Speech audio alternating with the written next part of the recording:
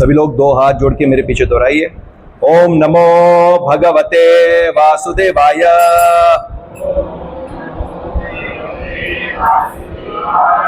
ओम नमो भगवते वासुदेवाय।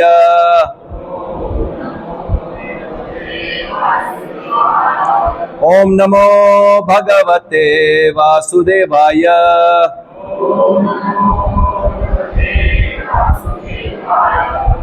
ओम अज्ञानतिमिरान्धस्य ज्ञानाञ्जनशलाकया चक्षुरुन्मिलितं तस्मै श्रीगुरुवे नमः। श्रीचैतन्य मनोभीष्टं स्थापितं येन भूतले स्वयं रूप प्रकटं मह्यं ददाति स्वपदान्तिकं।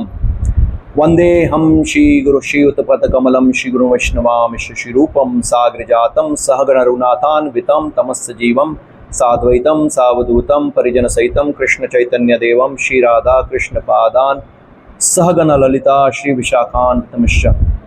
हे कृष्णा करुणा सिंधु दीनबंधु जगतपते गोपेश गोपिका कांत राधा कांत नमस्तुते। तप्त कांचन गौरांगी राधे वृंदावनेश्वरी विषभानुसुते देवी प्रणमामि हरिप्रिये। वाञ्छा कल्पतरु वैश्यकृपा सिंधु एव च पतितनां पावनेभ्यो वैष्णवेभ्यो नमो नमः। नमो विष्णुपादाय कृष्णपृष्ठाय भूतले श्रीमते भक्तिवेदांत स्वामिनिति नामिने। नमस्ते सारस्वती देवे गौरवाणी प्रचारिणे निर्विशेष शून्यवादी पाश्चात्य देशतारिणे। श्री कृष्ण चैतन्य प्रभु नित्यानंद श्री अद्वैत गदाधर शिवाशादि गौर भक्त वृंदा। हरे कृष्णा कृष्णा कृष्णा हरे हरे, हरे राम राम राम हरे हरे। हरे कृष्णा। तो थोड़े गैप के बाद हम लोग वापस भगवत गीता कंटिन्यू कर रहे हैं। तो जब गैप हो जाती है तो डेफिनेटली हम लोग भूल जाते हैं कि पिछले सेशन में हमने क्या किया। तो क्विक रिकैप करेंगे, उसके बाद आज के जो श्लोक है वहाँ से हम कंटिन्यू करेंगे। तो सबसे पहले तो हमने अध्याय 1 कंप्लीट किया था, अध्याय 2 शुरू किया था भगवत गीता में। और अध्याय 1 के अंदर हमने देखे थे अर्जुन के युद्ध न करने के 5 कारण। जैसे मैंने यहां पे 5 कारण बताए। अध्याय 1 के 28 से अध्याय 2 के 10 श्लोक तक अर्जुन ने 5 कारण बताए कि उसको युद्ध न करना पड़े। कृष्ण को अलग अलग दृष्टिकोण से कारण बता रहे थे। पहला क्या था? करुणा, कंपैशन। वो 28 पहले अध्याय के 28 से 30वें श्लोक में करुणा के बीच में। फिर दूसरा सुख, अर्जुन आर्ग्यूमेंट कर रहे थे कि सुख मुझे कैसे प्राप्त होगा, अपने सगे संबंधियों का वध करके मुझे क्या सुख प्राप्त होगा, अगर मुझे राज्य भी मिल गया तो मैं सुख की अनुभूति कैसे कर पाऊंगा। इस प्रकार से अलग अलग दृष्टिकोण से आर्ग्यूमेंट दे रहे थे। फिर पाप के कर्म फल का भय, कि अगर मेरे सगे संबंधियों को इस तरह से मैं वध करूंगा तो मैं पाप का भागीदारी बनूंगा, मुझे पाप लगेगा। कृष्ण इस प्रकार से आर्ग्यूमेंट दे रहे थे। फिर कुल का नाश, मतलब इस प्रकार से सगे संबंधी सब मर जाएंगे, जो वडील है, जो वरिष्ठ है, वो सब मर जाएंगे। तो जो कुल परंपरा जो आती है वो वरिष्ठ के मार्गदर्शन में होती है, तो वो सब कुल परंपरा भी टूट जाएगी। तो इस प्रकार से अलग अलग दृष्टिकोण से आर्ग्यूमेंट दे रहे थे ताकि अर्जुन को युद्ध ना करना पड़े। फिर असमंजस, मतलब अर्जुन फिर कंफ्यूजन में आर्ग्यूमेंट देते देते खुद ही कंफ्यूजन में पड़ गए और कृष्ण से बोले कि मुझे समझ नहीं आ रहा है कि मेरे लिए क्या श्रेयस्कर है, युद्ध करना कि युद्ध ना करना, मुझे समझ ही नहीं आ रहा है भगवान, अब मैं कंफ्यूज हो गया हूं।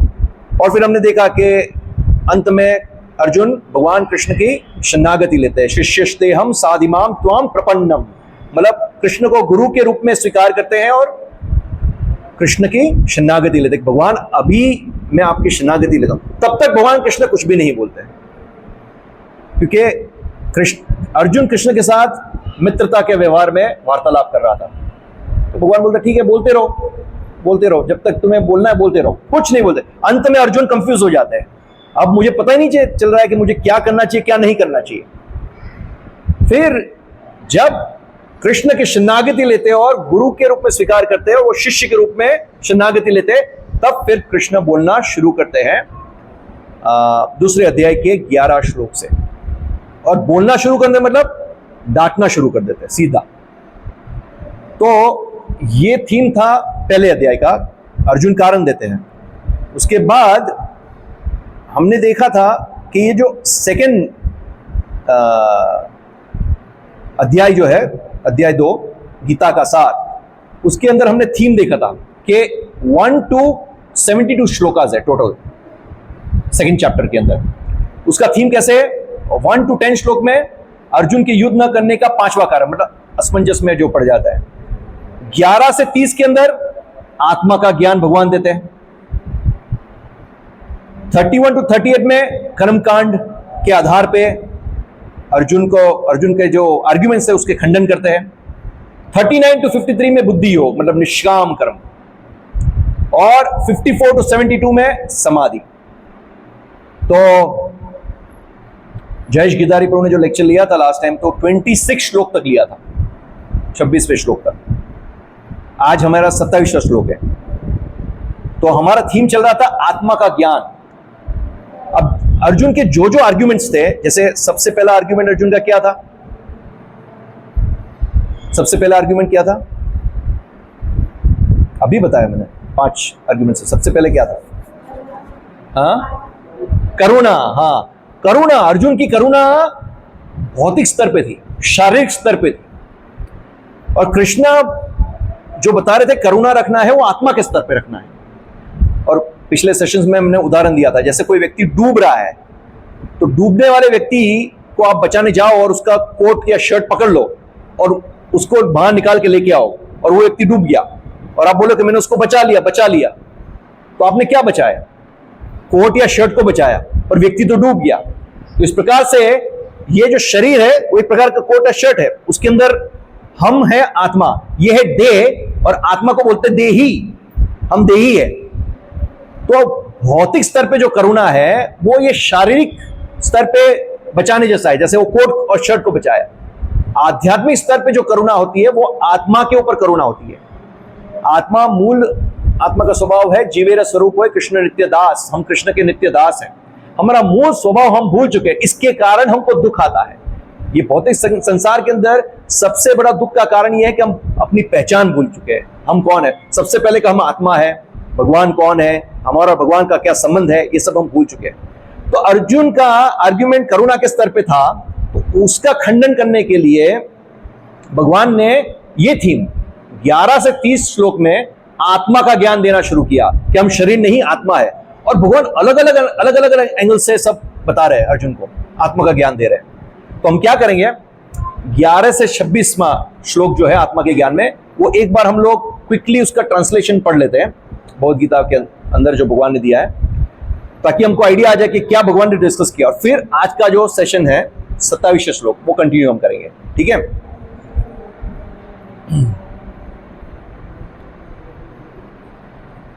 ओके, 11 श्लोक से शुरू कर रहे हैं हम लोग। भगवान बता रहे, श्री भगवान ने कहा, तुम पांडित्यपूर्ण वचन कहते हुए उनके लिए शोक कर रहे हो जो शोक करने योग्य नहीं है। सीधा भगवान ने काटना शुरू कर दिया। जैसे गुरु के रूप में स्वीकार किया अर्जुन ने, गुरु का कर्तव्य क्या है? गुरु ऐसा नहीं कि मीठी मीठी वाणी बोलेगा या मीठे सुर में कीर्तन करेगा, नहीं। गुरु मतलब हैवी। गुरु का एक शब्द शास्त्र में वर्णन है, मीनिंग है हैवी। मतलब गुरु देखेगा कि शिष्य के बेनिफिट में क्या है, तो उसके लिए उसको डांटेगा, जो सही है उसको बोलेगा। इस प्रकार से कृष्ण ने जब गुरु का रोल लिया तो पहले डांटना ही शुरू कर दिया अर्जुन को कि तुम बड़े बड़े पंडितों जैसे अभी तक आर्ग्यूमेंट्स कर रहे थे, पर तुम हो मूर्ख, क्योंकि जो शोक करने लायक नहीं उसके लिए तुम शोक कर रहे हो। हाँ? जो क्या बता रहे भगवान, जो विद्वान होते हैं वे न तो जीवित के लिए न ही मृत के लिए शोक करते हैं। शुरू किया यहां से आत्मा ज्ञान देना शुरू कर दिया भगवान ने। हाँ? ये 11वां श्लोक था। उसके बाद 12वें श्लोक में भगवान बोलते हैं, ऐसा कभी नहीं हुआ कि मैं न रहा हुआ या तुम न रहे हो, अथवा ये समस्त राजा न रहे हो, और न ऐसा है कि भविष्य में हम लोग नहीं रहेंगे। तो आत्मा पहले भी थी, अभी भी है, बाद में भी है।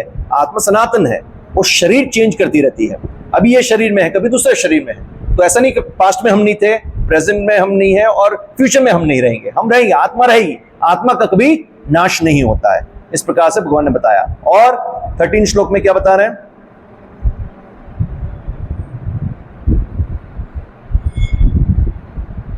जिस प्रकार शरीरधारी आत्मा इस वर्तमान शरीर में बाल्य अवस्था से तरुण अवस्था में और फिर वृद्ध अवस्था में निरंतर अग्रसर होता रहता है, उसी प्रकार मृत्यु होने पर आत्मा दूसरे शरीर में चला जाता है। धीर व्यक्ति ऐसे परिवर्तन से मोह को प्राप्त नहीं होता। अब ये साइंस है, विज्ञान है। देखो लोग बोलते हैं भगवत गीता क्या है, कृष्ण भगवान ने बताया है, पर एक्चुअली दिस इज साइंस, विज्ञान है। साइंस मतलब, साइंस का एक मतलब क्या होता है? जो एब्सोल्यूट ट्रूथ है, जो पास प्रेजेंट और फ्यूचर में उसके स्टेटमेंट में कोई चेंज नहीं आता है। ऐसा नहीं कि 5000 आजकल के साइंस वैज्ञानिक, हम जो साइंटिस्ट लोग देखते हैं, वो लोग अलग अलग आविष्कार करते हैं और पास्ट में कुछ डिस्कवर किया हो और बाद में अभी कुछ और उन्होंने फाइंड किया तो बोलते हैं उसमें कुछ अमेंडमेंट है, अभी कुछ चेंज है, फिर नया कुछ स्टेटमेंट देते हैं। तो ये एक्चुअली साइंस नहीं। साइंस मींस एब्सोल्यूट ट्रूथ, जो पास्ट प्रेजेंट फ्यूचर में सेम रहेगा। तो भगवान ने ऐसा नहीं 5000 वर्ष पूर्व अर्जुन को जब ज्ञान दिया तो बोले कि तुम शरीर नहीं आत्मा हो, और अभी 5000 वर्ष के बाद कोई अमेंडमेंट आया कि नहीं सॉरी कोई मिस्टेक था।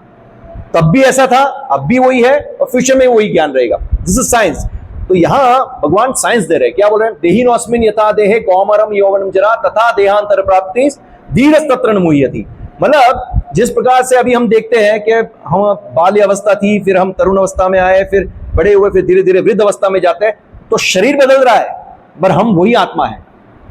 शरीर बदल रहा है पर आत्मा वही है। इसी प्रकार से मृत्यु के समय पर एक शरीर से दूसरे शरीर में आत्मा प्रवेश करती है। भगवान ये बता रहे हैं अर्जुन को। दिस इज साइंस, विज्ञान। फिर उसके बाद नेक्स्ट श्लोक में भगवान बता रहे हैं, ये थोड़ा रिकैप करना आवश्यक है तो ये थीम पकड़ में आएगा। हे कुंती पुत्र, सुख तथा दुख का क्षणिक उदय तथा कालक्रम में उनका अंतर्धान होना सर्दी तथा गर्मी की ऋतुओं के आने जाने के समान है। हे भरतवंशी, वे इंद्रिय बोध से उत्पन्न होते हैं और मनुष्य को चाहिए कि अविचल भाव से उनको सहन करना सीखे। मतलब जैसे सीजन चेंज होता है, गर्मी सर्दी, अलग अलग ऋतु होती है, दुख सुख इसी प्रकार से आते जाते रहते हैं। तो व्यक्ति जो धीर व्यक्ति है उसको सहन करना सीखना पड़ेगा। फिर हे पुरुष श्रेष्ठ अर्जुन, जो पुरुष सुख तथा दुख में विचलित नहीं होता और इन दोनों में समान भाव रहता है, वह निश्चित रूप से मुक्ति के योग्य है। मतलब धीर पुरुष, कोई भी परिस्थिति हो, सुख दुख हो, समान भाव से। फिर तत्वदर्शियों ने यह निष्कर्ष निकाला है कि असत भौतिक शरीर का तो कोई चिरस्थायित्व नहीं है, किंतु सत आत्मा अपरिवर्तित रहता है। उन्होंने इन दोनों की प्रकृति के अध्ययन द्वारा यह निष्कर्ष निकाला है। फिर जो सारे शरीर में व्यक्त है उसे ही तुम अविनाशी समझो। उस अव्यय आत्मा को नष्ट करने में कोई भी समर्थ नहीं है। अलग अलग एंगल से भगवान बता रहे हैं। अभी हम आत्मा के बारे में बोले, कैसे बोले, कितना बोले, भगवान देखो कितना अलग अलग दृष्टिकोण से अर्जुन को समझा रहे हैं। अविनाशी, अप्रमेय तथा शाश्वत जीव के भौतिक शरीर का अंत अवश्यम भावी है। मतलब ये भौतिक शरीर का नष्ट होना कंफर्म है। अतः हे भरतवंशी, युद्ध करो। उसके बाद नेक्स्ट श्लोक में भगवान बता रहे, जो इस जीवात्मा को मानने वाला समझता है तथा जो इसे मरा हुआ समझता है, वे दोनों ही अज्ञानी है, क्योंकि आत्मा न तो मरता है और न मारा जाता है। फिर आत्मा के लिए किसी भी काल में न तो जन्म है न मृत्यु, वह न तो कभी जन्मा है न जन्म लेता है और न जन्म लेगा। वह अजन्मा, नित्य, शाश्वत तथा पुरातन है। शरीर के मारे जाने पर वह मारा नहीं जाता। धीरे धीरे हम लोग ये 21 श्लोक में आ गए। हे पार्थ, जो व्यक्ति यह जानता है कि आत्मा अविनाशी, अजन्मा, शाश्वत तथा अव्यय है, वह भला किसी को कैसे मार सकता है या मरवा सकता है। जिस प्रकार मनुष्य पुराने वस्त्रों को त्याग कर नए वस्त्र धारण करता है, उसी प्रकार आत्मा पुराने तथा व्यर्थ के शरीर को त्याग कर नवीन भौतिक शरीर धारण करता है।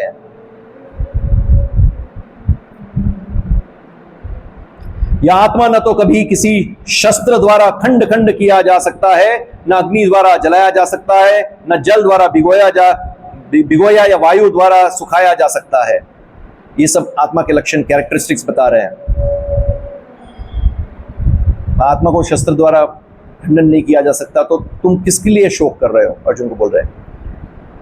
24 श्लोक। यह आत्मा खंडित तथा अधुलनशील है, इसे न तो जलाया जा सकता है न ही सुखाया जा सकता है। यह शाश्वत, सर्वव्यापी, अविकारी, स्थिर तथा सदैव एक सा रहने वाला है।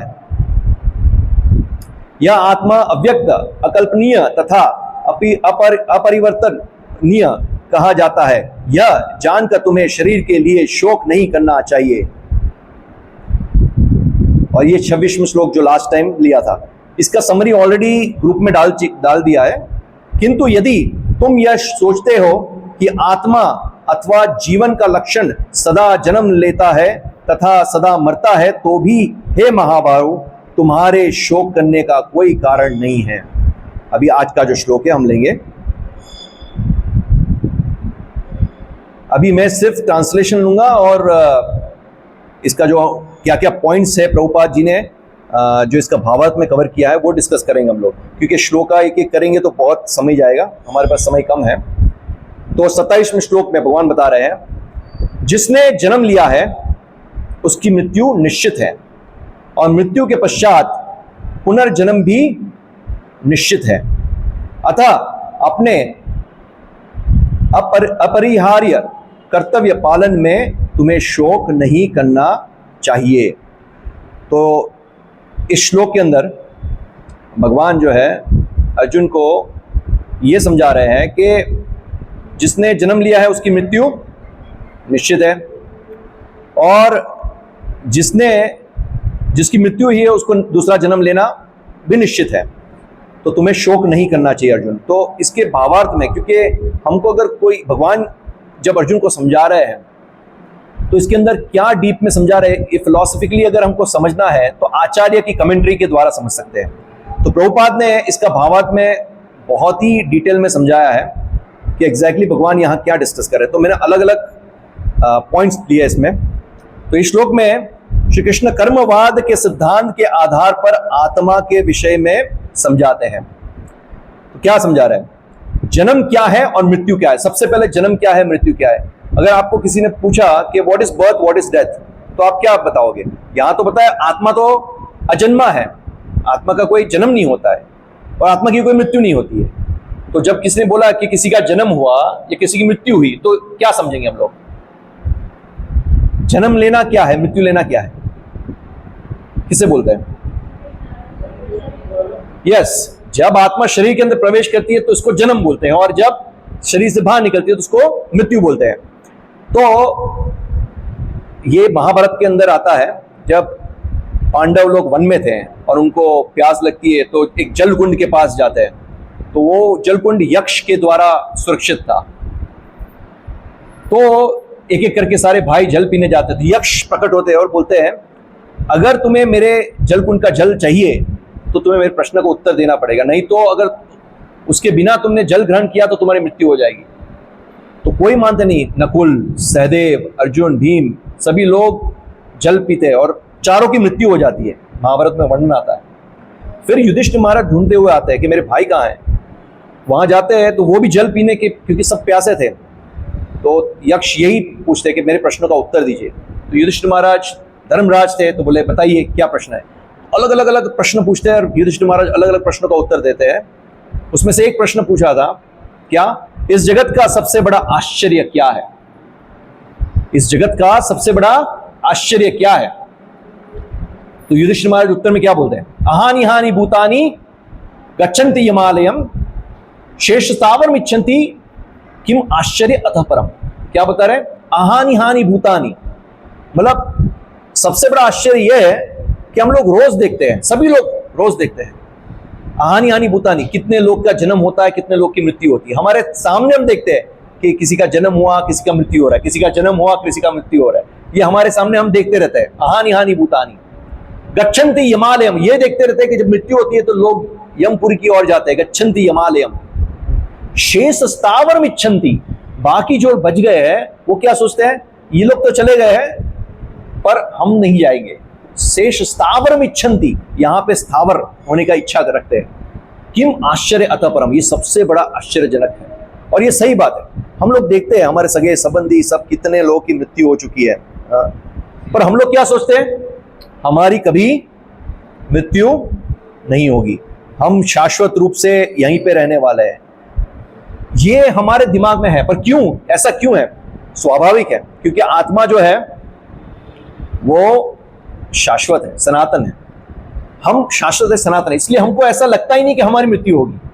पर हम ये शरीर के अंदर हैं तो डेफिनेटली हम ये शरीर छोड़ने वाले हैं। आवाज नहीं आ रही? हरे कृष्ण, अभी आ रही है? हरे कृष्ण। तो आत्मा शाश्वत है, इसलिए आत्मा हमेशा ऐसा सोचती है। तो युधिष्ठिर मार्ग ये सबसे आश्चर्यजनक है। और क्या पॉइंट्स कवर किए? जीव अपने कर्मों के अनुसार जन्म लेता है, शरीर में रहता है, रहते हुए नए कर्म करता है और फिर उन्हीं कर्मों के अनुसार दूसरे शरीर को प्राप्त करता है। ये जन्म मृत्यु के चक्कर में इस प्रकार से व्यक्ति फंसा रहता है। पुराने कर्मों के अनुसार उसको एक शरीर मिलता है, नए शरीर में कर्म करता है, उसके अनुसार दूसरा शरीर प्राप्त करता है और इस प्रकार से जन्म मृत्यु के चक्र में घूमता रहता है। पुनरपि जननम पुनरपि मरणम पुनरपि जननी जठरे शयनम, मतलब बार बार ये जन्म मृत्यु के चक्कर में फंसा रहता है। हमारे और मृत्यु के बीच केवल समय का अंतर है। मृत्यु का समय और स्थान पहले से निश्चित है। हमारा समय मृत्यु का और उसका स्थान पहले से ही निश्चित है। इसके संदर्भ में बहुत अच्छी कथा है। इवन जो उसका समय है वो भी निश्चित है। मैं आपको बताता हूं।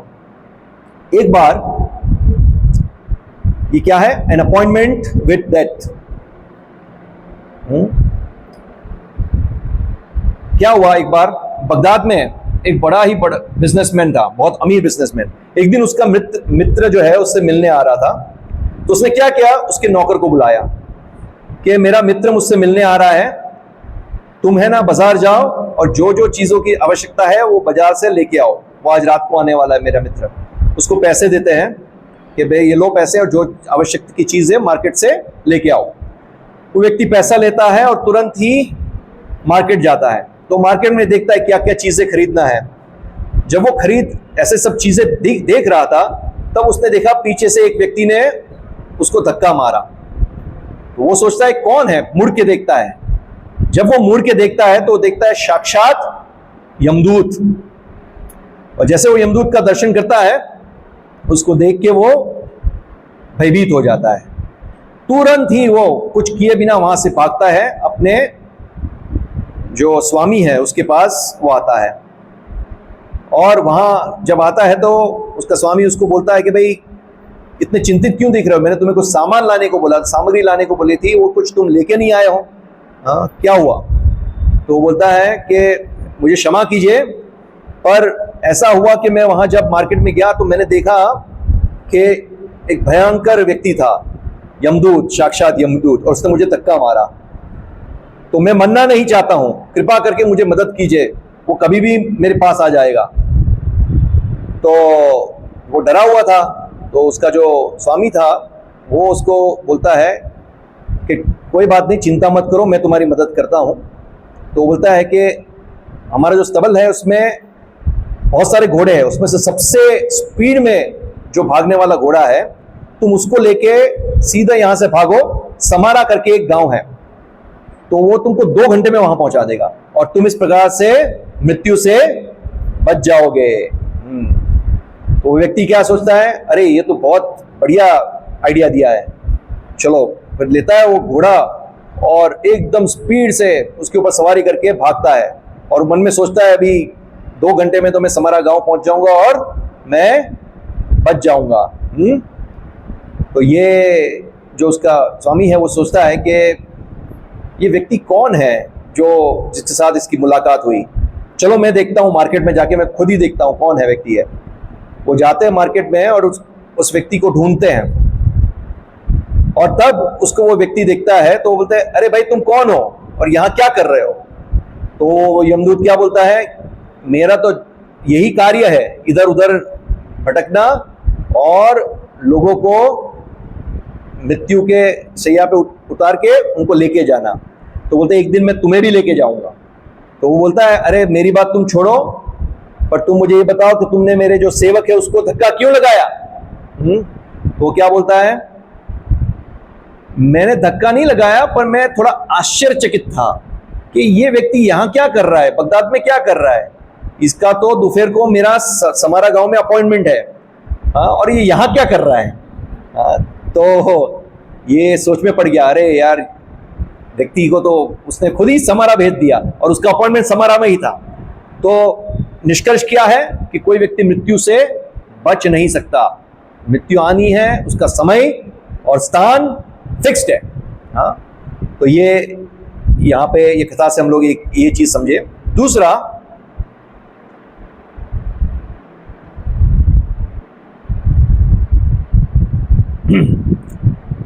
मृत्यु हमारे पास पहुंचने से पहले हमें श्री कृष्ण का भक्त बन जाना चाहिए। मनुष्य जीवन अत्यंत दुर्लभ है, तो हमें इससे ये सीख लेना है कि मृत्यु तो सबकी आनी ही आनी है, पर बुद्धिशाली व्यक्ति वो है जो मृत्यु से पहले तैयारी करे।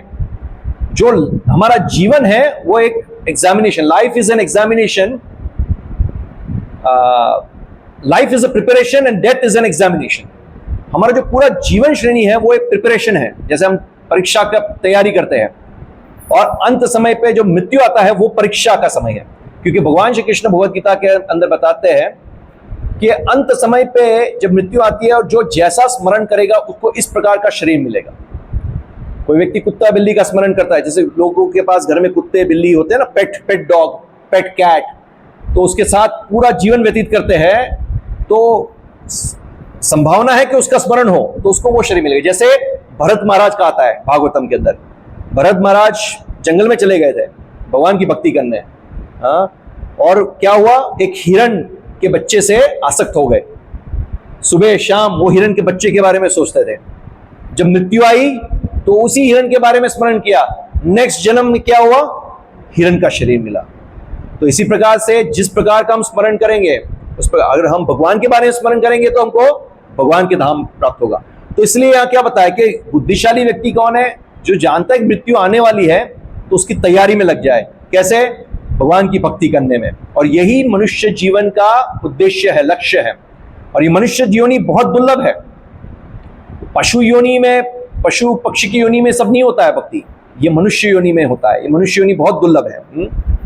और आगे उदाहरण बताए, अलग अलग उदाहरण से बताया महाराज परीक्षित के बारे में। महाराज परीक्षित को जब पता चला कि 7 दिन के बाद उनकी मृत्यु होने वाली है, तो महाराज परीक्षित ने क्या किया, तुरंत ही राज्यपाट सब त्याग के गंगा किनारे चले गए और सुखदेव गोस्वामी से पूछा कि अब मृत्यु का समय, 7 दिन के बाद मृत्यु होने वाली है, तो मुझे क्या करना चाहिए, ऐसे समय पे क्या करना चाहिए। और 7 दिन सुखदेव गोस्वामी से भागवतम का श्रवण किया और भगवत धाम चले गए। शिला प्रभुपाद के उदाहरण से हम देखते हैं, जब वो शिला प्रभुपाद जब अमेरिका जा रहे थे प्रचार करने, तो उनकी आयु कितनी थी, 70 ईयर्स। 70 ईयर्स की एज में जब व्यक्ति खटिया पे होता है, वो प्रचार करने निकले विदेश में, और उनको 2 हार्ट अटैक आए। फिर भी उनको उनका लक्ष्य क्लियर था कि मुझे भगवान के नाम का प्रचार करना है। तो इस प्रकार से व्यक्ति का लक्ष्य क्लियर होना चाहिए।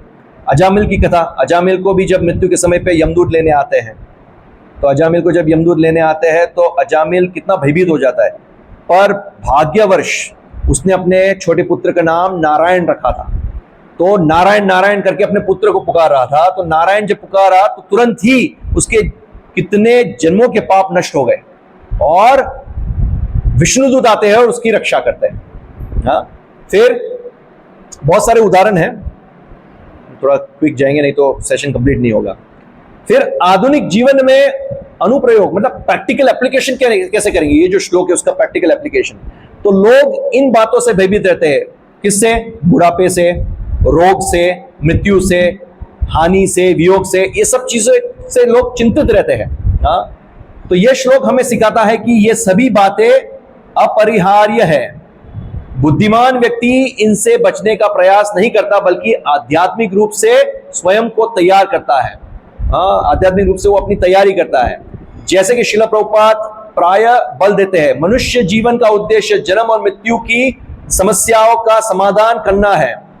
केवल शरीर की शरीर की अस्थायी परिस्थितियों को साधारण ही जीवन का लक्ष्य नहीं है, सुधारना ही जीवन का लक्ष्य नहीं। मतलब हमारे ये जो बेसिक जो भी छोटे मोटे प्रॉब्लम्स आते हैं, बस उसके पीछे भागना सिर्फ जीवन का लक्ष्य नहीं है। एक्चुअली जन्म मृत्यु के चक्कर से किस प्रकार से हम बचे, ये मनुष्य जीवन का लक्ष्य होना चाहिए। तो अभी इसके बाद नेक्स्ट श्लोक में भगवान कंटिन्यू करेंगे, अर्जुन को बताते हैं,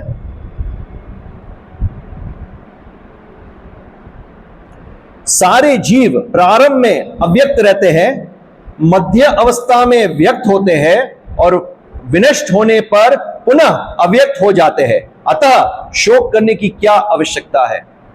अभी भगवान यहां अर्जुन को क्या बता रहे हैं कि देखो, अलग अलग एंगल से बता रहे हैं कि तुम्हें शोक करने की जरूरत नहीं है। भगवान यहां क्या बता रहे हैं अर्जुन को कि यहां आत्मा के ज्ञान को काल के आधार पर समझाया गया है। मतलब देखो, इनिशियली स्टार्टिंग में कोई भी वस्तु हो या कोई भी चीज ले लो, वो अव्यक्त होती है। अव्यक्त मतलब अनमैनिफेस्टेड, मतलब वो दिखती नहीं है। फिर बाद में वो रूप में आती है, व्यक्त रूप में मैनिफेस्ट हो जाती है। फिर बाद में अंत में वो फिर से अव्यक्त हो जाती है। यहाँ श्रील प्रभुपाद एक उदाहरण लेके समझा रहे हैं। जैसे कोई बिल्डिंग ले लो, तो बिल्डिंग स्टार्टिंग में उसका रॉ मटेरियल सब रेडी होता है, सीमेंट, रेत, कपची, ये सब रेडी होती है, वो अव्यक्त रूप में होती है। फिर वो सब मिला के एक बिल्डिंग खड़ा करते हैं, वो व्यक्त रूप में आया, अभी वो हमको दिखती है। हाँ, और फिर जब उसका डिमोलिशन हो जाता है, नष्ट हो जाता है, तो वापस वही सब मटेरियल्स, पदार्थ मिल जाते हैं, सब नष्ट हो जाता है, अव्यक्त फॉर्म में आ जाती है। तो भगवान यही बता रहे हैं कि शरीर जो है 5 महाभूत, 5 तत्वों से बना है। ये अव्यक्त रूप में था, पहले तत्व थे, फिर ये शरीर व्यक्त रूप में आया।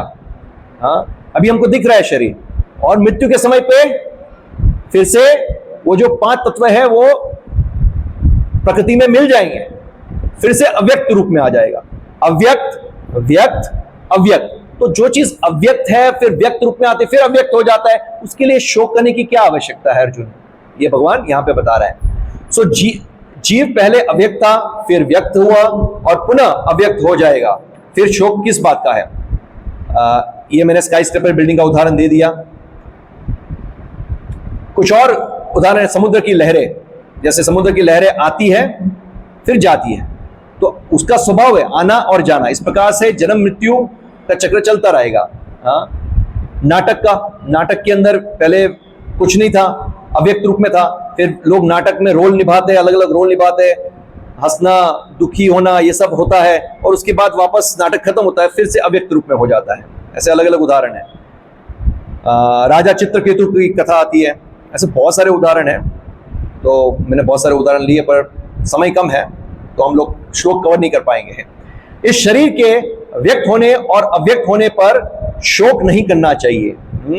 यदि कोई स्वप्न को के टूट जाने पर शोक करता है तो वह मूर्ख है। अगर व्यक्ति स्वप्न देख रहा है और स्वप्न को ही रियलिटी मान लेता है, और जब वो टूट जाता है तो वो दुखी हो जाता है, अरे यार मैं स्वप्न देख रहा था, उसमें मैं राजा बना था, मैं ये कर रहा था, वो कर रहा था, और टूट गया, अभी बहुत दुखी हो जाता है, तो वो मूर्ख है। तो इस प्रकार से व्यक्ति जब ये शरीर धारण करता है तो वो शरीर एक ना एक दिन नाश होने वाला है। तो अर्जुन को समझा रहे अलग अलग एंगल से। अभी नेक्स्ट श्लोक में भगवान जो है वो बताएंगे कि आत्मा जो है, वो आत्मा का जो विषय है वो कितना आश्चर्यजनक है। भगवान बताते हैं, आत्मा को देखने वाला आश्चर्यजनक है, आत्मा को आश्चर्यजनक देखता है, उसको सुनने वाला, उसके बारे में बोलने वाला, तो आत्मा कितना आश्चर्यजनक है, भगवान नेक्स्ट श्लोक में अर्जुन को बताते हैं। क्या बता रहे भगवान?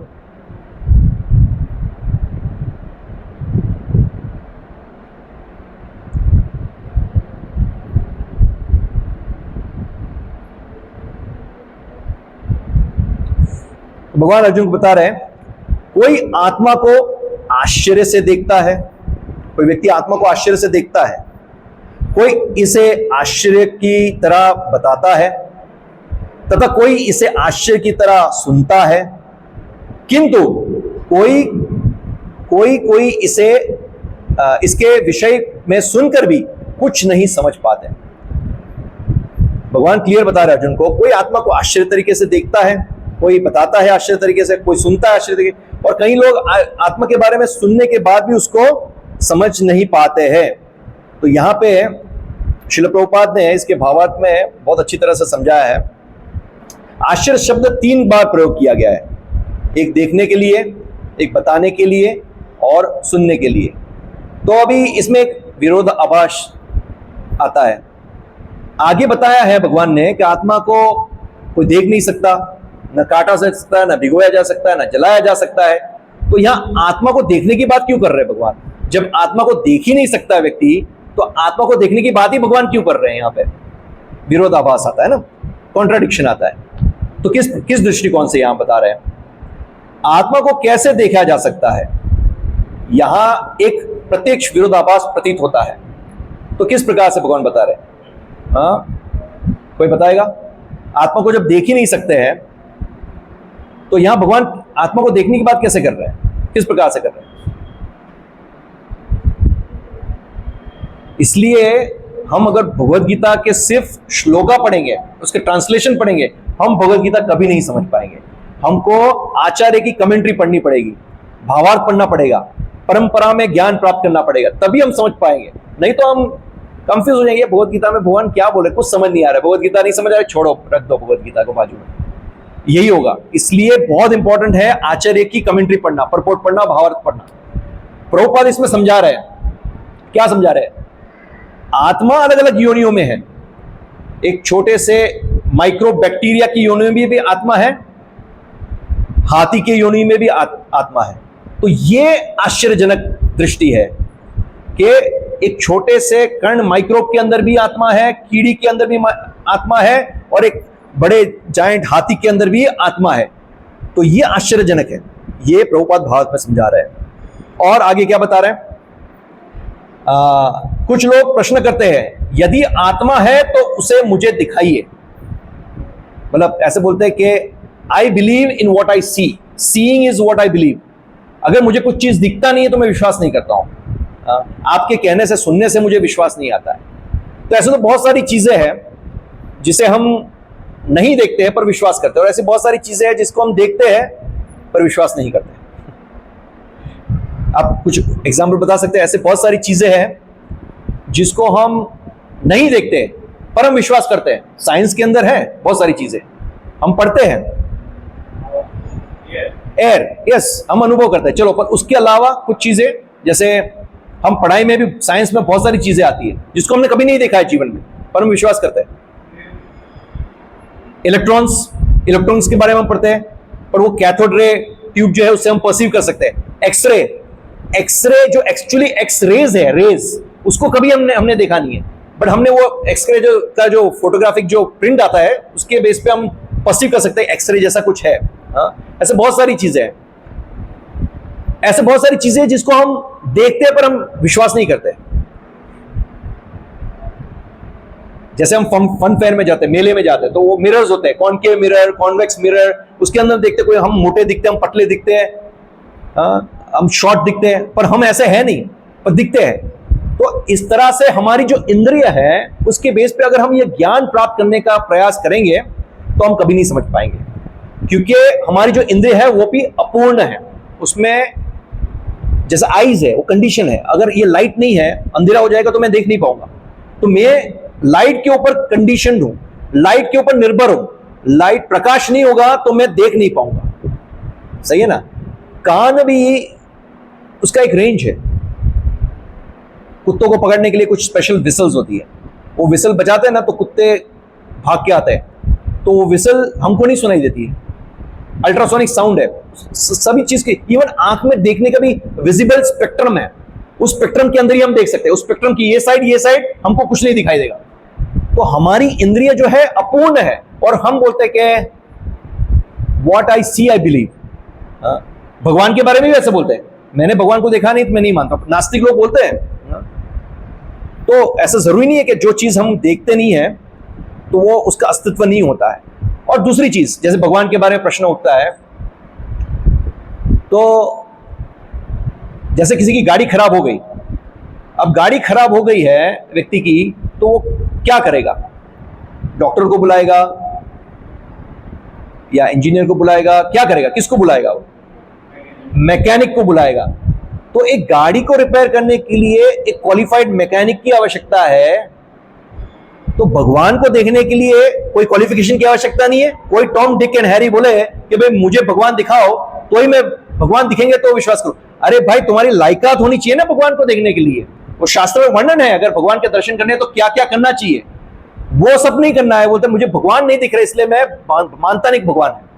इसलिए इस प्रकार से आत्मा के बारे में लोग बोलते, अरे आत्मा को अगर आप देख नहीं सकते हो पर आपको समझ तो आती है ना, लॉजिकली भी देख सकते हैं। फॉर एग्जाम्पल, ये हाथ है तो हम क्या बोलेंगे? माई हैंड या मेरा हाथ। हम ऐसे बोलते हैं आई हैंड, माई हैंड बोलते ना।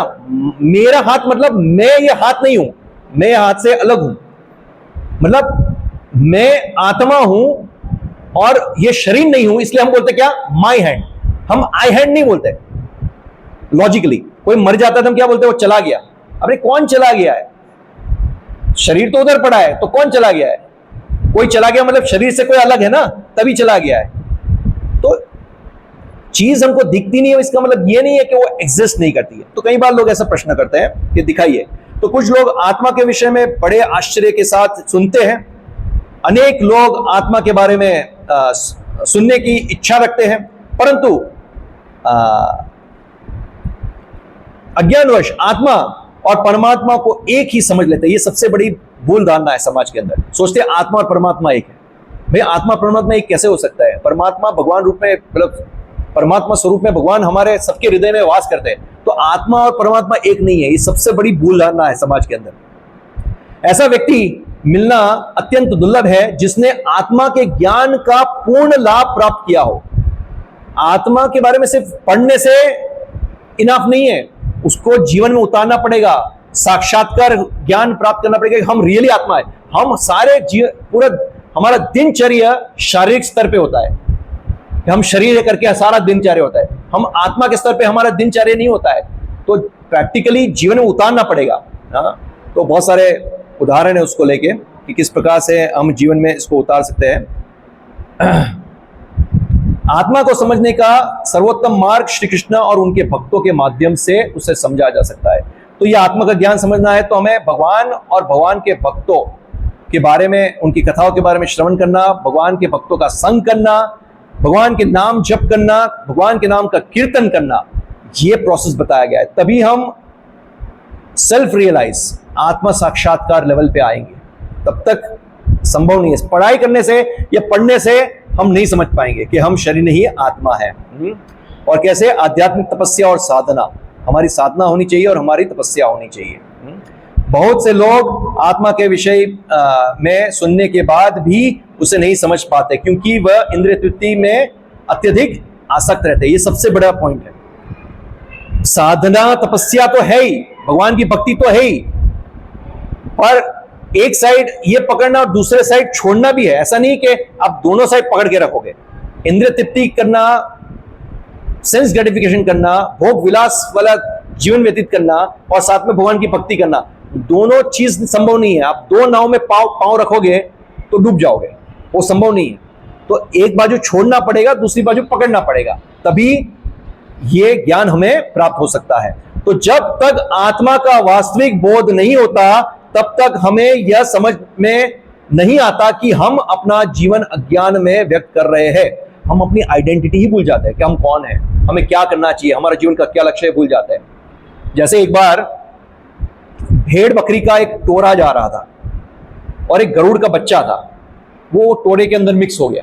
अब वो बच्चा था तो उनके साथ रहने लगा, अपने टोरे से बिछड़ गया। तो जैसे भेड़ बकरी जिस प्रकार का व्यवहार करते थे उसी प्रकार का व्यवहार वो सीखने लगा, उसी प्रकार की क्रियाएं करने लगा। कौन? गरुड़ का बच्चा। तो एक ब्राह्मण वहां से गुजर रहा था, ऐसे बहुत सारे दिन व्यतीत हो गए, ब्राह्मण वहां से गुजर रहा था, उसने देखा यार ये तो गरुड़ है, गरुड़ का बच्चा है, वो यहाँ का भेड़ बकरी की और उनकी तरह ही क्रियाएं करने लगा है।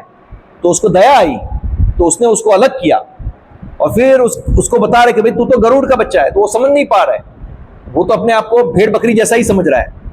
तो कि उसने क्या किया, ब्राह्मण ने एक मंजिल वाली बिल्डिंग के ऊपर जाके उसको छोड़ा ताकि उसका पंख खुले, पर उसके पंख नहीं खोला उसने। फिर दूसरी माले वाली मंजिल के ऊपर जाके उसको छोड़ा, फिर भी नहीं खोला। फिर वो एक बड़े से पर्वत के ऊपर जाके उसको ऐसे छोड़ देता है, और जैसे वो छोड़ता है तो वो भयभीत हो जाता है गरुड़ का बच्चा, और तुरंत ही अपनी पंख खोल देता है और पंख खोल के ऊंचाई पे उड़ना शुरू कर देता है।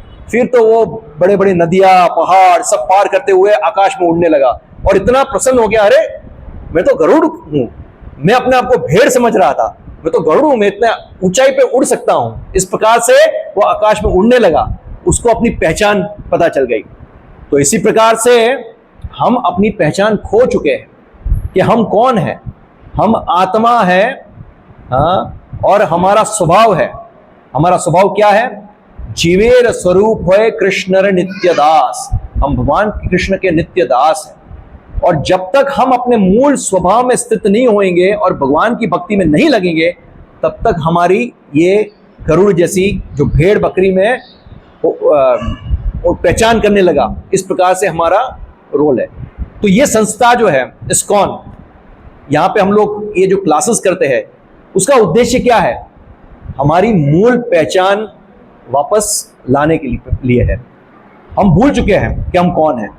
तो इसलिए ये बहुत आवश्यक है कि बारंबार हम श्रवण करें, बारंबार भक्तों का संग करें, बारंबार भगवान का नाम जप करें, बारंबार कीर्तन करें, और साथ ही साथ बारंबार भगवान कृष्ण का प्रसाद ग्रहण करें। ये पूरा पैकेज है। भगवान का प्रसाद ग्रहण करना भी भगवान की कृपा है। मैं देखता हूं कई बार प्रवचन के बाद कुछ लोग बिना प्रसाद ग्रहण करे चले जाते हैं। आप बिना प्रसाद ग्रहण करे चले जाते हो, मतलब आप भगवान की कृपा को ठुकरा रहे हो। प्रसाद मतलब भगवान का उच्चिष्ट, भगवान ने उसको चखा है, और वो उच्चिष्ट हम जब ग्रहण करते हैं तो हमारा हृदय का शुद्धिकरण होता है, भगवान की कृपा मिलती है हमको, वो हमको सहयोगी करती है हमारी जल्दी से शुद्धिकरण में। तो वो भी बहुत इंपॉर्टेंट है। ये सारे चीज है जिसको हमें फॉलो करना चाहिए। तो इस श्लोक का सार एक वाक्य में इस प्रकार कहा जा सकता है, कैसे? आत्मा सबसे बड़ा आश्चर्य है, फिर भी मानव जीवन में सबसे अधिक उपेक्षित वास्तविकता है। इसको नकार रहे हैं, नेग्लेक्ट कर रहे हैं। सबसे बड़ा विषय है आत्मा का विषय, पर इसको नेग्लेक्ट कर रहे हैं। तो कैसे होगा? जैसे उदाहरण आता है, एक पक्षी को पिंजरे के अंदर बंद कर दिया है, और व्यक्ति वो पिंजरे को चमका रहा है, रोज उस पिंजरे को साफ कर रहा है, वो अंदर जो पक्षी है, पोपट है, उसको खाना नहीं दे रहा है। तो एक दिन क्या होगा? वो पक्षी मर जाएगा। तो इसी प्रकार से शरीर रूपी जो पिंजरा है, उसको चमकाने में हम लगे हुए हैं। दिन रात ये शरीर रूपी पिंजरे को चमका रहे, नौकरी कर रहे, पैसे कमा रहे, ये सब कर रहे, ठीक है, गृहस्थ जीवन में है, बेसिक जो नेसेसिटीज वो सब हमें करना है। भगवान मना नहीं कर रहे, अर्जुन को भी बोल रहे हैं, आगे आएगा कि अपना स्वधर्म निभाओ, अपना जो क्षत्रिय धर्म है उसको निभाओ। इस प्रकार से गृहस्थ आश्रम है, तो उसके जो धर्म है उसको निभाना है, उसको नकारना नहीं है, बट सेंटर में कृष्ण को रखना है। हर एक चीज के सेंटर में कृष्ण को रखना है।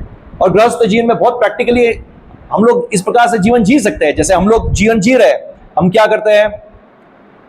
रेगुलर जॉब पे जाते हैं, पर घर में पूरा परिवार भगवान की आरती करता है।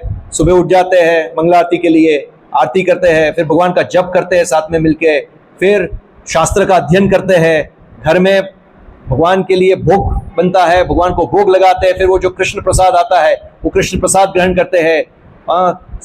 हमारे हर एक चीज में केंद्र में कृष्ण होना चाहिए।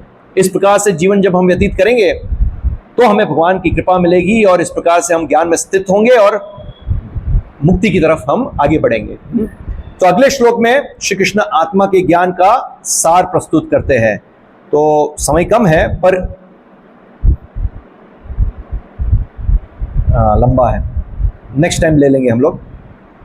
मेरी इच्छा थी एटलीस्ट ये थीम कंप्लीट हो जाए, पर ये एक श्लोक हम नेक्स्ट टाइम ले लेंगे और आगे की थीम कंटिन्यू करेंगे।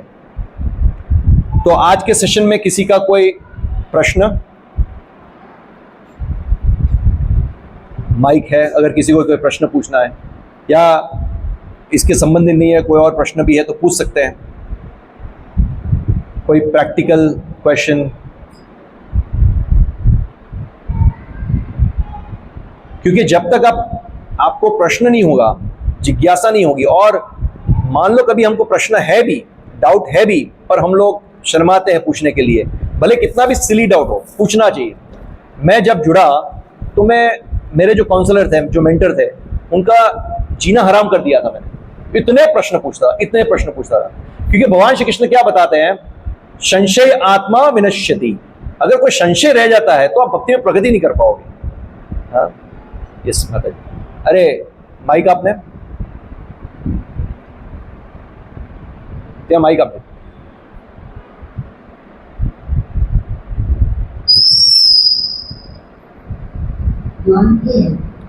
पाशा राखी हो तो वांधो नहीं, મૂકી દે માતા, મૂકી દે એમને માઈક આપી દે।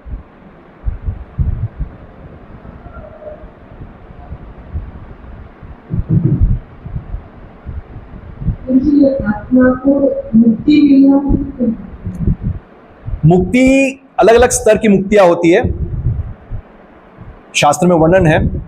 सायुज्य, सामीप्य, सालोक्य, मतलब भगवान के धाम में वास करना, भगवान जैसा चतुर्भुज नारायण स्वरूप लेना। पर भगवान का रूप और हमारे में अंतर होता है। उनके वैजयंती माला होती है, वक्षस्थल पे श्रीवास होता है, ऐसा अलग अलग मुक्ति के स्तर है। पर एक्चुअल मुक्ति का मतलब यह है कि अपने स्वरूप में स्थित होना, वो मुक्ति बोलते हैं। जैसे अभी हम लोग शरीर के साथ आइडेंटिफाई करते हैं। व्यक्ति ये भौतिक जगत में रहते हुए भी मुक्त आत्मा के रूप में रह सकता है, शरीर के अंदर रहते हुए भी मुक्त आत्मा के रूप में रह सकता है, उसको मुक्ति बोलते हैं। तो मतलब स्वरूप में स्थित होना, मतलब हमारा मूल स्वरूप है, जीवेर स्वरूप है कृष्ण नित्य दास, हम भगवान कृष्ण के दास हैं। इस स्वरूप में स्थित होना मतलब हर क्षण ये स्मरण के साथ जीवन व्यतीत करना कि मैं एक तो कृष्ण का दास हूं, मैं शरीर नहीं आत्मा हूं, और मेरा जीवन का लक्ष्य है भगवान श्री कृष्ण की भक्ति करना। तो वो कार्य भी करता है तो वो भगवान के स्मरण में ही रहता है हर चीज। जैसे वो प्रभुपाद एक उदाहरण देते हैं कि एक स्त्री है, विवाहित स्त्री, और उसका कोई प्रेमी था या प्रेमी है, होता है, तो वो प्रेमी के बारे में सोचती रहती है, पर अपना कार्य, घर के कार्य और वो सब इस प्रकार से करेगी कि उसके घर वालों को शंका भी नहीं होती है कि वो अपने प्रेमी के बारे में सोच रही है। इतने अच्छी तरह से सब अपने कार्य करती है, पर उसका मन कहाँ है? उसके प्रेमी में है। इस प्रकार से हमारा मन जो है वो हमेशा कृष्ण में होना चाहिए, कृष्ण में रमना चाहिए।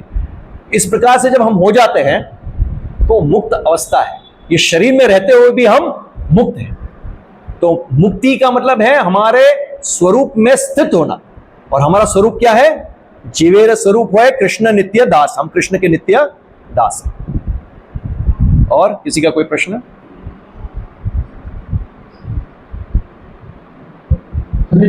हरे कृष्ण। सेवा और भक्ति दोनों में से सेवा, हाँ, सेवा और भक्ति दोनों में से कौन सी चीज श्रेष्ठ है? प्रभुपाद जी इसको बहुत अच्छी तरह से समझाते हैं। एक्चुअली भक्ति को प्रभुपाद जी समझाते हैं devotional service. Devotional service English में, मतलब डिवोशनल मतलब भक्ति आ गया, पर सर्विस इसको अलग नहीं कर सकते, क्योंकि व्यक्ति जब भक्ति में होगा तो स्वाभाविक रूप से वो सेवा में रहेगा। और उसको कैसे बोलते हैं? Loving devotional. और एक शब्द ऐड कर रहा हूं, डिवोशनल सर्विस कैसे? लविंग डिवोशनल सर्विस, प्रेममय भक्तिमय सेवा, प्रेम के साथ होना चाहिए। सेवा तो कोई करेगा, पर जैसे कभी किसी को सेवा दी कि भाई चलो, ये अविनाश है, उनको सुबह बोला कि भाई लेक्चर होने वाला है तो ये सब मैट बैट बिछाओ, तो वो सोचेगा अरे यार ये तो बोझा है, क्या मेरे को बोल दिया मैट बिछाने को, ऐसा। पर नहीं, उसको ऐसा अंदर से है कि नहीं, भगवान और भगवान के भक्तों के लिए सेवा है, और वो प्रेम भाव से वो सेवा करता है, तो वो भक्तिमय कार्य हो जाए। भक्ति मतलब भक्ति के अंदर प्रेम होना बहुत जरूरी है। अगर प्रेम शब्द नहीं है तो भक्ति नहीं है, मैकेनिकल नहीं है। इट इज नॉट मैकेनिकल कि भाई हमने किसने बोला ये कर दिया, ये सब। अंदर भाव भी तो होना चाहिए, भक्ति भाव, अंदर प्रेम होना चाहिए। तो इसलिए इसको बोलते हैं लविंग डिवोशनल सर्विस। तो आपका जो प्रश्न है सेवा और भक्ति, उसको अलग नहीं किया जा सकता है, वो साथ में ही है। लविंग डिवोशनल सर्विस, एक भक्ति का अगर आपको डिफाइन करना है तो लविंग डिवोशनल सर्विस, प्रेममय भक्तिमय सेवा, ये है भक्ति। और किसी का कोई क्या? पुनर्जन्म क्या होता है? अभी भगवान क्या बता रहे हैं अर्जुन को? वही तो बता रहे हैं, ये साइंस बता रहे हैं कि ऐसा कभी समय नहीं रहा कि जब तुम न थे, ना अभी हम लोग नहीं है, या फ्यूचर में नहीं रहेंगे। तो व्यक्ति नहीं है मतलब क्या है? आत्मा तो हमेशा रहती है, सनातन है। तो वो क्या कहते हैं? शरीर बदलते रहते। जब शरीर बदलते रहे, शरीर बदलना क्या है? पुनर्जन्म ही हुआ ना। व्यक्ति जब शरीर बदलता है तो क्या है? पुनर्जन्म है। पुनर्जन्म का मतलब क्या है? व्यक्ति शरीर बदलता है। और कुछ इसमें आपको पूछना है कि क्लियर है? आप पुनर्जन्म को क्या समझते हैं? एक्चुअली मेरे भाई का एक्सीडेंट में डेथ हो गया था। उसके बाद मेरी बगल की जो लड़की है उसको बेबी हुआ था।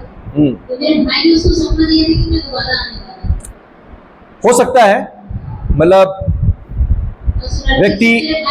व्यक्ति अगर कोई पर्टिकुलर परिवार से आसक्त रहता है, जब उसकी मृत्यु होती है और वो पर्टिकुलर परिवार से आसक्त होता है, तो ऐसा हो सकता है कि अगर उसके कर्म ऐसे है कि उसको मनुष्य योनि मिलने वाली है। ये भी इंपॉर्टेंट है, क्योंकि कौन सी योनि मिलने वाली है वो भी कर्म के अनुसार निर्धारित होती है। अगर कोई व्यक्ति ने कुत्ते जैसा जीवन जिया तो उसको कुत्ते की योनि मिलेगी। अगर किसी ने देखो, सबसे बड़ा बेनिफिट भक्ति का यही है। भगवान कृष्ण अर्जुन को यही बता रहे हैं भगवत गीता के अंदर कि आप अगर भक्ति के पद पे हो तो इतना तो गारंटी है कि इनकेस कुछ ऐसा हुआ और आपकी मृत्यु हो गई तो इतना गारंटी भगवान दे रहा है कि आपको मनुष्य योनि मिलेगी। आपको 84 लाख योनियों में भ्रमण नहीं करना पड़ेगा। ये सबसे बड़ा बेनिफिट है। तो अगर व्यक्ति कोई पर्टिकुलर परिवार से आसक्त है और उसको मनुष्य योनि मिलनी है तो उसको वो परिवार में मिल सकता है दोबारा जन्म। ऐसा संभव है। पर पुनर्जन्म मतलब नेक्स्ट शरीर धारण करना। और किसी का कोई प्रश्न? अच्छा है, प्रश्न पूछ रहे, अच्छा है। जिज्ञासा होना एक अच्छा लक्षण है भक्ति में प्रगति का, होना ही चाहिए। ठीक है, फिर नेक्स्ट सेशन में आगे कंटिन्यू करेंगे। प्रसाद सभी लोग ग्रहण करके जाना, कोई प्रसाद लिए बिना नहीं जाना। अगर किसी को इच्छा भी नहीं है, मतलब मान लो कि डिनर करके आए तो थोड़ा भी लीजिए, पर लीजिए, प्रसाद का अनादर मत कीजिए। प्रसाद भगवान की कृपा है। ठीक है, हरे कृष्णा। श्रीमद् भागवतम की जय, श्रील प्रभुपाद की जय, निताय गौर प्रेमानंदे। हरि हरि बोल।